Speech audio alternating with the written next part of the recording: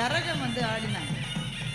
அந்த கரகத்தை நீங்க கவனிச்சீங்களான்னு எனக்கு தெரியல. நிறைய ஸ்கூல்ல நான் கரகம் பார்த்துருக்கேங்க. ஏன்னா பெரும்பாலும் அது இருக்கும். அங்கிருந்து மேக்கப் ரூம்லேருந்து வருவாங்கல்ல, வரும்போதே கரகத்தோடு தான் வருவாங்க. கவனிச்சிருக்கீங்களா நீங்க? ஏன்?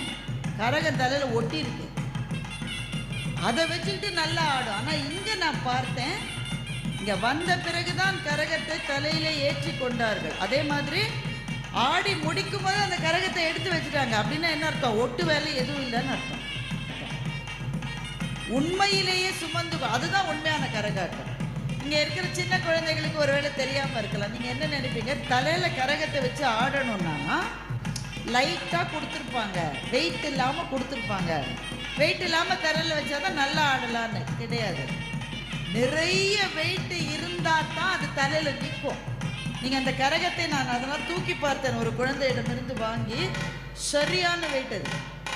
இந்த வாழை படத்தில் அந்த பையன் தூக்கிட்டு போகிறான்ல, அதில் பாதி வெயிட் இந்த கரகம் இருக்கும். அதை சுமந்து கொண்டு ஆடும்போது தான் பேலன்ஸ் கிடைக்கும். வாழ்க்கையும் அப்படித்தான்.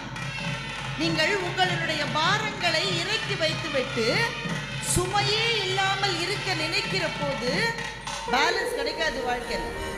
இந்த இள வயதிலேயே பெரும் சுமைகளை சுமக்க வேண்டும் என்று நினைக்கிற போதுதான் வாழ்க்கையில் பயணிப்பதற்கான சரியான பேலன்ஸ் கிடைக்கும். கரகாட்டம் நமக்கு சொல்லி தருகிற பெரும் பாடம் அதுதான். அதை ஆடின அத்தனை, அதுவும் ஏன் கத்திட்டு ஆடுது, கவனிச்சிங்களா இல்லையா? அது ஏன்னா அது ஒரு எனர்ஜியை கொடுக்கும். அந்த மாதிரி நம்ம சத்தம் போட்டுட்டு ஆடுற போது ஒரு எனர்ஜி கொடுக்கும். எல்லா பிள்ளைகளும், அதுலேயும் ஒரு பிள்ளை அப்படியே ஏறி அப்படியே இறங்கிது.